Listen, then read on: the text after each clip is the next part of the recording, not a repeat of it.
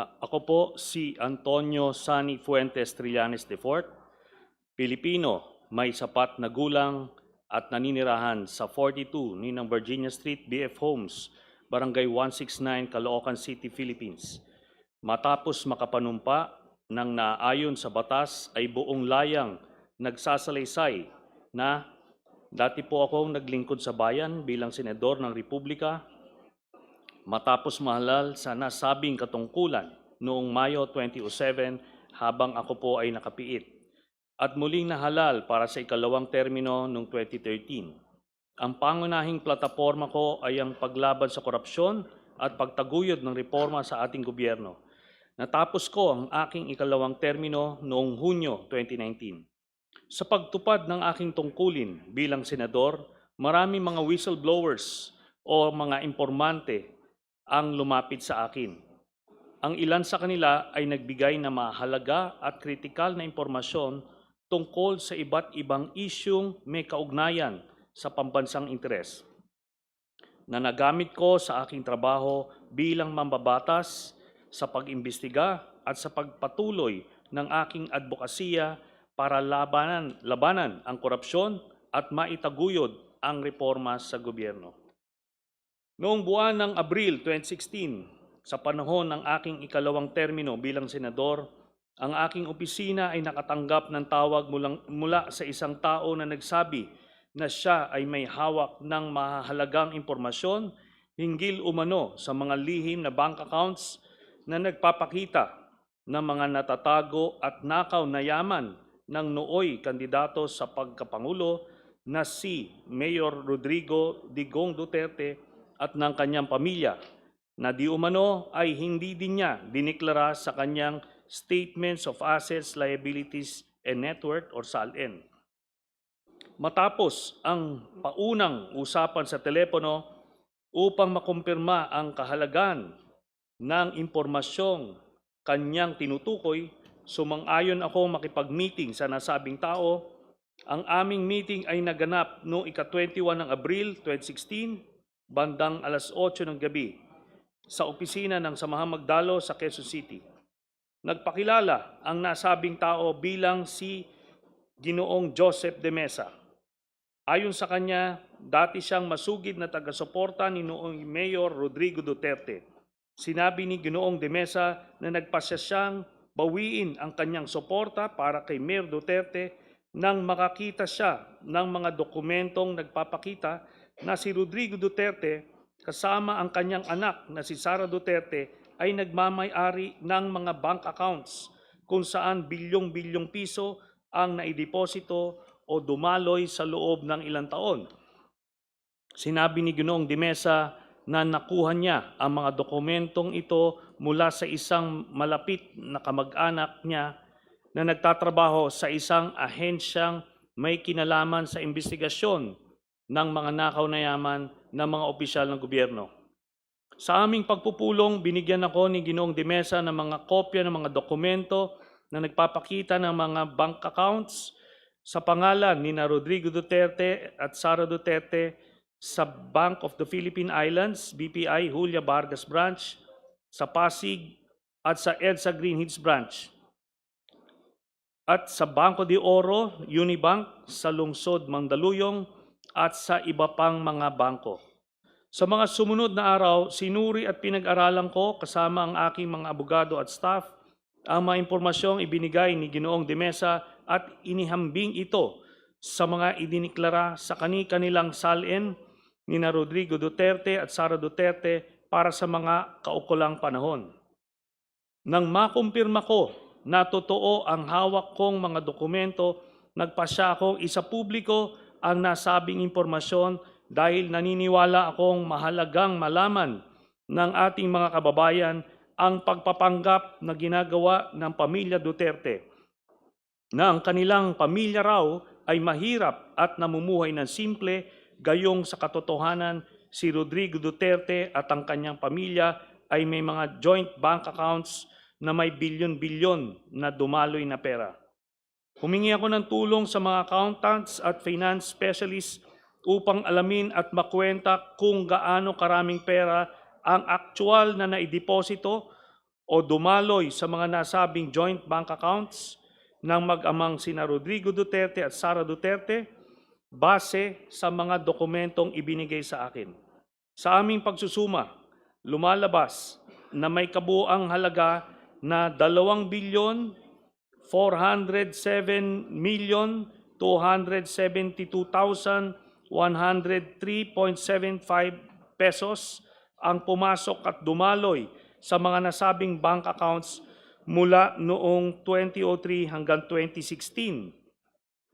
Ang isang kopya ng summary ng mga deposito o mga inter-account transfers na idineposito at dumaloy sa mga nasabing accounts ni Rodrigo Duterte at Sara Duterte ay kalakip dito bilang Annex A.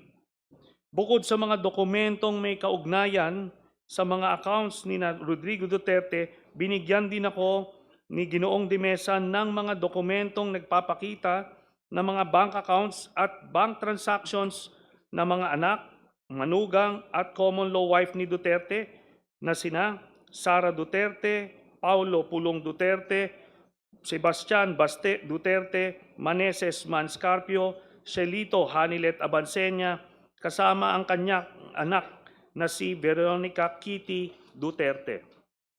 Batay sa mga nabanggit na records, nalikom ko ang mahalagang impormasyon ng kabuuang mga transaksyon pumasok sa mga bank accounts ni Sara Duterte lamang, kabilang ang joint account kasama ang asawang si Manscarpio at mga joint accounts kasama ang miyembro ng kanyang pamilya ay nagkakahalaga ng 111,634,144.05 as of April 2016.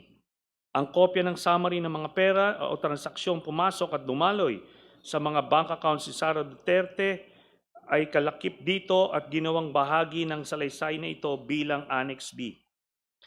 Noong 2016, inamin mismo ni Rodrigo Duterte na una, na totoo na mayroon siyang bank account sa BPI Julia Vargas Branch sa Pasig at pangalawa na nabigo siyang ideklara ang nilalaman ng nasabing bank accounts sa kanyang salin.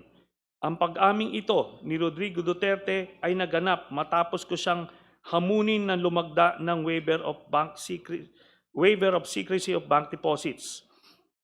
Sa panayam ni Rodrigo Duterte sa media, ipinagtapat niyang mayroong humigit kumulang 200 million pesos na deposits sa naturang bangko at inilihim niya sa kanyang salin. Sa particular, and I quote, a little less than 200 million. Hindi naman ganong kalaki kasi walang account na 200 million, a little less than 200 million, wala na, ginastos ko na, nag-happy-happy ako. A little less than a million. End of quote, sabi ni Duterte. Ang kopya ng video ng naturang panayam ni Rodrigo Duterte sa media na siyang inilathala ng Rappler sa kanilang official YouTube account noong ika-29 ng Abril 2016 ay na-download ko at nakasave sa USB at ginawang bahagi ng salasay na ito bilang Annex C. Noong ika-5 ng Mayo 2016, nagsampa ako ng isang complaint affidavit laban kay Rodrigo Duterte sa Office of the Ombudsman batay sa mga nabanggit na ultimate and evidentiary facts. Ang kopya ng complaint affidavit na may petsang Mayo 5, 2016 ay kalakip dito at ginawang bahagi ng salaysay na ito bilang Annex D. Noong 2017, sa panahong panunungkulan ni Rodrigo Duterte, matapos suriin ang aking reklamo, iniulat ni overall Deputy Ombudsman Melchor Arthur Carandang na merong sapat na batayan upang ituloy ang investigasyon hinggil sa malalaking bank deposits ni Rodrigo Duterte at ang kanyang mga anak at common law wife na si Hanilet Abansenya, kabilang na rin si Sara Duterte. Ang printed na kopya ng artikulong tungkol sa nabanggit na pag-ulat ni overall Deputy Ombudsman Melchor Arthur Carandang na may sapat na batayan upang ituloy ang investigasyon na siyang inilathala ng GMA News Online noong ika-27 ng September 2017 na may caption na Ombudsman starts probe on Duterte's wealth after finding basis in Trillanes complaint ay kalakip dito at ginawang bahagi ng salaysay na ito bilang Annex E. Bukod pa rito, sa isang public statement sa media, kinumpirma ni Overall Deputy Ombudsman Carandang na magkapareho o similar ang nilalaman ng mga listahan ng bank transactions ng pamilya ni Rodrigo Duterte na isinama ko sa aking complaint at mga records at bank accounts ng pamilya Duterte na na-turn over sa kanya ng Anti-Money Laundering Council sa kanyang pag-iimbestiga.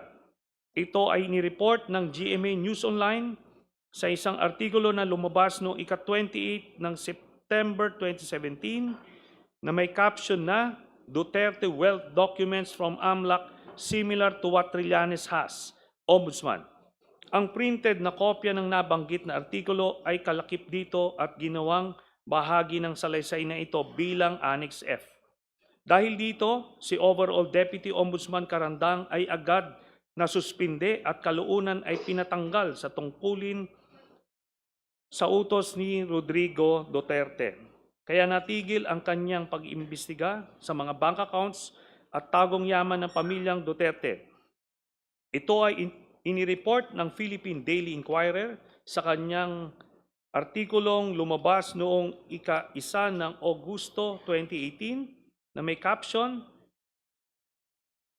Malacanang Fires Deputy Ombudsman Carandang. Ang kopya ng naturang report ay kalakip dito at ginawang bahagi ng salaysay bilang Annex G.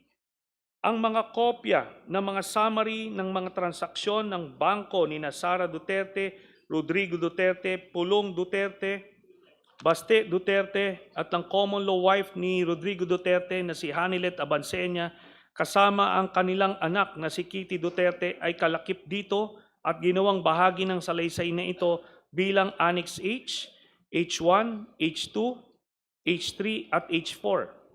Batay sa mga nabanggit na records, nalikom ko ang mga sumusunod na mahalagang impormasyon na nagpapakita na si Sara Duterte at ang mga miyembro ng kanyang pamilya, kabilang na ang kanyang ama na si Rodrigo Duterte, ang common law wife ni Rodrigo Duterte na si Hanilet Abansenia, kasama pa ang kanilang anak na si Kitty Duterte, ang mga kapatid niya na si Pulong Duterte at Baste Duterte ay tumanggap ng pera o nag-encash ng daang-daang milyong halaga na mga cashier's checks o personal checks mula sa isang kilalang drug lord na si Sammy Uy, na kilala rin bilang Samuel Uy, gaya ng mga sumusunod.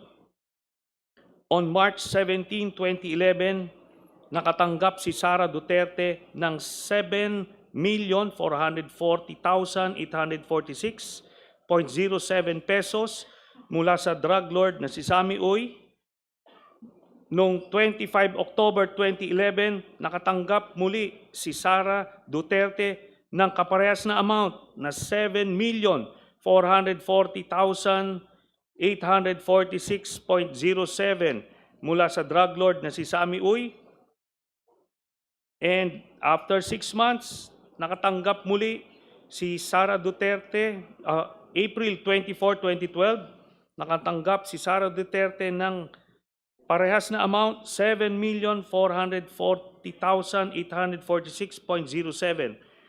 Ang total na tanggap ni Sara Duterte mula kay drug lord na Sammy Uy ay 22 Excuse me, million. Senator Trillanes. Yes. Sandali lang po, meron lang pong...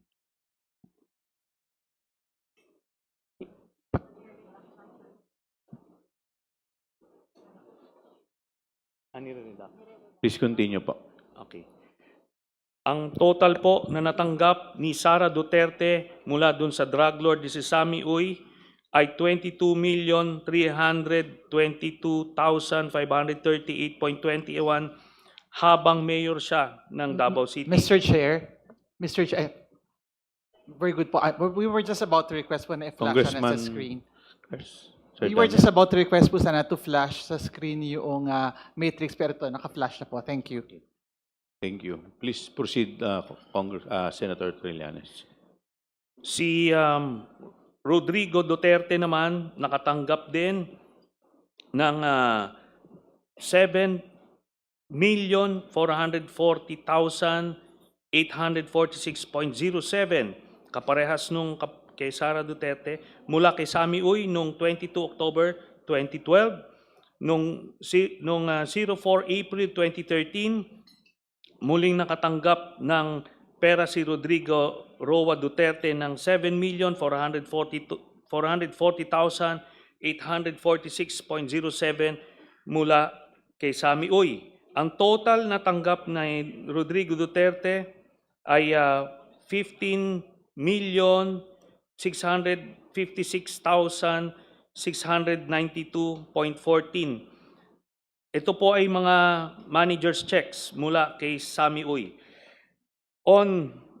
Kay Sebastian Duterte naman, noong 09 March 2011, nakatanggap si Baste Duterte ng 10,316,591.18 pesos mula kay Sami Uy. Again, noong 25 October 2011, nakatanggap si Baste Duterte mula kay Sami Uy ng 10,316,592.68. Noong 23 April 2012, nakatanggap si Baste Duterte mula kay Sami Uy ng parehas na amount, 10,316,592.68 pesos. On 22 October 2012, nakatanggap muli si Baste Duterte mula kay Sami Uy ng 10,316,591.18 pesos. Noong 10 April 2013, nakatanggap si Baste Duterte mula kay Sami Uy ng 10,316,591.18 pesos. So ang total na natanggap ni Baste Duterte mula sa drug lord na si Sami Uy ay 51,582,958.80 pesos, all in manager's checks. Kay Pulong Duterte naman, 14 March 2011, nakatanggap si Pulong Duterte mula kay Sami Uy ng 9,703,609.39 pesos. On 25 October 2011, nakatanggap si Pulong Duterte mula kay Sami Uy ng 9,703,609.39 pesos. On 24 April 2012, nakatanggap si Pulong Duterte mula kay Sami Uy ng 9,703,609.39 pesos. On 22 October 2012, nakatanggap si Pulong Duterte mula kay Sami Uy ng 9,703,609.39 pesos, all in manager's checks.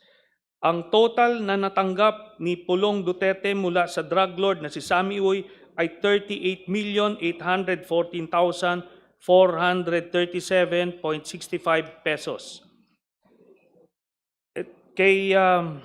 On March 29, 2011, nakatanggap naman si Hanilet Abansenya mula kay Sami Uy ng 10,655,371.81 pesos. On 25 October 2011, nakatanggap si Hanilet Abansenya joint with Kitty Duterte ng 10,655,371.81 pesos mula kay Sami Uy. On 23 April 2012, nakatanggap muli si Hanilet Abansenya joint with Kitty Duterte mula kay Sami Uy ng 10,655,373.31 pesos. On October 22, 2012, nakatanggap si Hanilet Abansenya joint with Kitty Duterte mula kay Sami Uy ng 10,655,373.81 pesos. On 10 April 2013, nakatanggap si Hanilet Abansenya joint with Kitty Duterte mula kay Sami Uy ng 10,655,373.81 pesos in manager's checks. Ang total na natanggap ni Hanilet Abansenya joint with Quito Duterte mula sa drug lord na si Sami Uy ay 53,276,860.55 pesos. Ang grand total na nakuha ng Duterte family mula sa isang drug lord na si Sami Uy ay 181,653,487.36. Ang kopya ng summary ng mga transaksyon sa bangko na nagpapakita ng mga payout ng kilalang drug lord na si Sami Uy, kina Sara Duterte at sa mga malalapit na miyembro ng kanyang pamilya ay kalakip dito at ginawang bahagi ng salaysay na ito bilang Annex I. Si Sami Uy ay isang kilalang political contributor ni Rodrigo Duterte at kilalang kasama o kasosyo ni Michael Yang, ang dating economic advisor ni Rodrigo Duterte na siya namang iniuugnay sa mga kontrobersyang Farmally at Pogo, gayon din sa bilyong-bilyong halaga ng mga iligal na droga na nakumpiska sa isang bodega sa Pogo Compound sa Porac, Pampanga. Ang kopya ng artikulo na sinaliksik at sinulat ni na Carol Ilagan at Malu Mangahas ng Philippine Center for Investigative Journalism na may pamagat na 334 million from only 13 donors funded Duterte presidency ay nailathala noong ika-5 ng Disyembre 2016 kung saan naisiwalat na si Sami Uy ay kasama sa eksklusibong grupo ng political contributors ni Rodrigo Duterte ay kalakip dito at ginawang bahagi ng salaysay na ito bilang Annex J. Bukod dito, ang mga larawan ni Sami Uy kasama si Rodrigo Duterte at o Sara Duterte ay kalakip dito at ginawang bahagi ng salaysay na ito bilang Annexes K Series. Sina Michael Yang at Sami Uy ay parehang hayagang pinangalanan ni SPO4 Arturo Las Cañas na sangkot sa operasyon ng mga laboratorio ng Shabu sa lungsod ng Davao. Ang isang kopya ng video ng panayan ni SPO4 Arturo Las Cañas sa journalist na si Christian Esguera sa programa sa YouTube ng huli na Facts First kung saan isinalaysay ni Las Cañas ang pagkakasangkot ni Sami Uy sa Davao Death Squad at sa operasyon ng mga laboratorio ng Shabu sa Davao City na siyang na-download at nakasave sa USB ay kalakip dito at ginawang bahagi ng salaysay na ito bilang Annex L. Dagdag pa rito, ang kopya ng video ng press conference ni SPO4 Las Cañas gamit ang Zoom na may petsang ika-31 ng Enero 2024 kasama si Aris Ilagan ng Pilipinas Today kung saan inilarawan ni Ginoong Las Cañas ang laboratorio ng Shabu na matatagpuan sa Dumoy, Davao City na may pagmamayari at pinamamahalaan ni Sami Uy, Michael Yang at Rodrigo Duterte at na-download at nakasave sa USB ay kalakip dito at ginawang bahagi ng salaysay na ito bilang Annex M. Gayun din, ang kopya ng video ng press conference ni SPO4 Las Cañas gamit ang Zoom na may petsa ika-31 ng Enero 2024 kasama si Aris Ilagan ng Pilipinas Today kung saan ibinunyag ni Ginoong Las Cañas ang isa pang laboratorio ng Shabu na matatagpuan sa Green Heights Subdivision na pagmamayari at pinamamahalaan din ni Sami Uy at Michael Yang. Ganon din ang pagpaslang ng mga kawawang construction workers doon na na-download at nakasave na sa USB at kalakip dito ginawang bahagi nito bilang Annex N. Si Ginoong Las Cañas ay kusang loob na umaming isa siya sa mga pinuno ng Davao Death Squad at tinanggap bilang testigo ng International Criminal Court sa kasong may kinalaman sa extrajudicial killings laban kay Rodrigo Duterte. Kailanman ay hindi itinanggi ni Duterte ang mga paratang ni Ginoong Las Cañas na makailang beses na lumabas sa publiko. Sa kanyang 186 pahinang affidavit, ididetalye ni Ginoong Las Cañas ang papel ni Sami Uy sa Davao Death Squad at sa operasyon ng mga laboratorio ng Cebu sa lungsod ng Davao gaya ng mga sumusunod. Pahina 77. The several circumstantial events that raised my doubts and suspicions on Mayor Rodrigo Duterte's sincerity and honesty on his illegal drugs campaign because Michael Yang sponsor and patron in Davao City was Mr. Sammy Uy, also a bosom friend of Davao City Mayor Rodrigo Roa Duterte. Pahina 112, it was Sammy Uy who ordered Ben Laud to start the slaughter of the alleged suspects one by one, allegedly to extract confession. However, until the last one, no one among them confessed. According to Ben Laud, it was Mayor Duterte who ordered him and cleared the killing of the alleged suspected robbers through Bongo. Sa pahina 117, Sonny Benaventura, in a teasing manner, described to me that Sammy Uy is a gambling and shabu mafia in Davao City. Sa pahina 182, I say and declare and truthfully that the person of Mayor Rodrigo Duterte and his son Paulo Pulong Duterte are directly involved in the illegal drug trade in Davao City. Mayor Rodrigo Roa Duterte in partnership with Michael Yang and Sammy Uy, and Pulong Duterte in partnership with Charlie Tan. Mayor Rodrigo Roa Duterte also had police enablers in Bato de la Rosa and Wilkins Villanueva in the illegal drug trade. Sammy Uy has an import-export business in Davao City. He also owns a cockpit arena in Matina, Davao City. Sammy Uy is Mr. Michael Yang's patron friend in Davao City.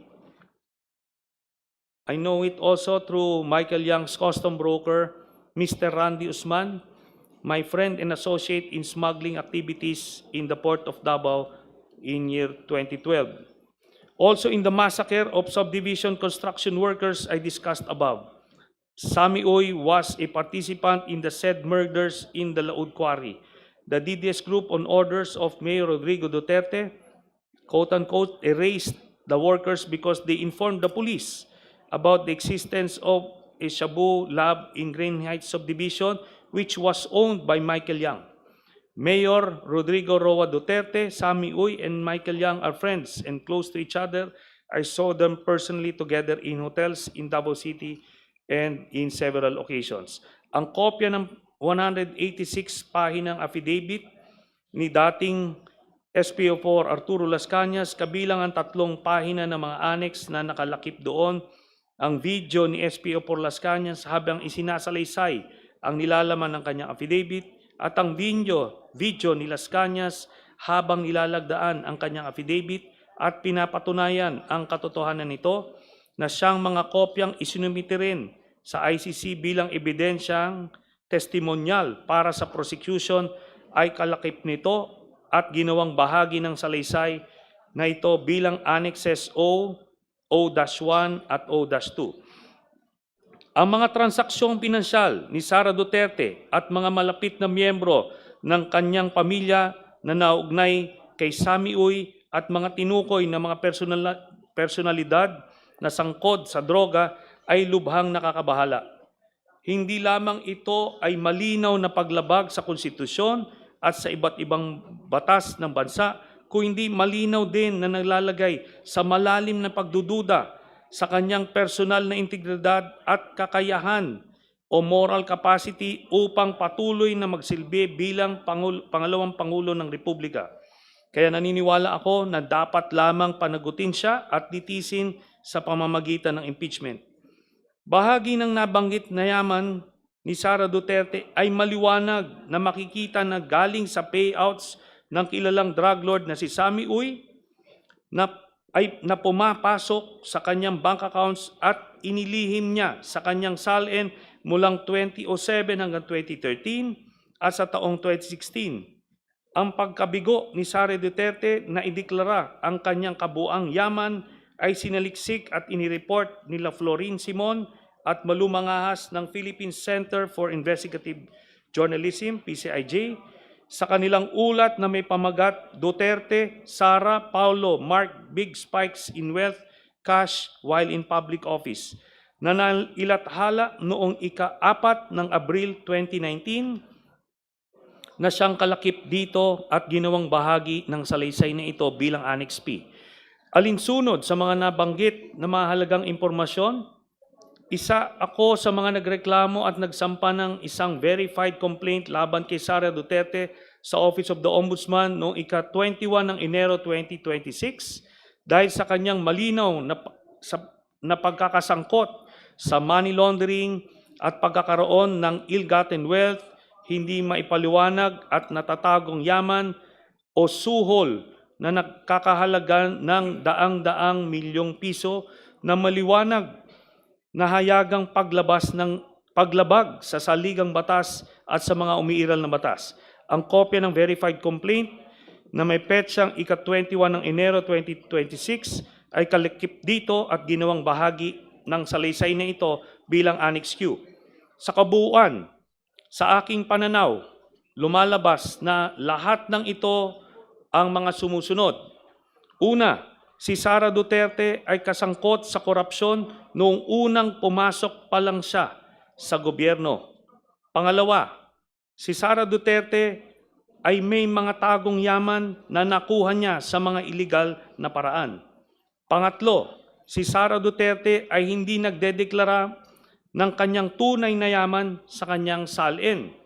Pang-apat, sina Sara Duterte at ang mga malalapit na miyembro ng kanyang pamilya na sina Rodrigo Duterte, Pulong Duterte, Baste Duterte, Hanilet Abansenya at Kitty Duterte ay tumanggap ng daang-daang milyon na pera mula kay Sammy Uy na isang kilalang drug lord.